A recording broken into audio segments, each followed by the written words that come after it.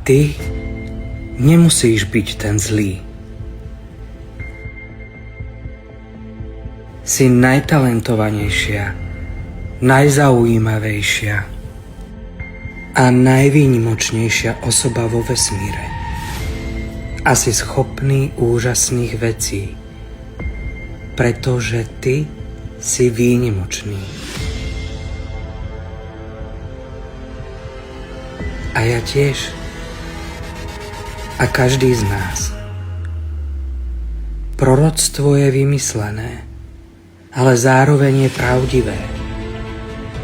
Je o nás všetkých. Teraz je o tebe.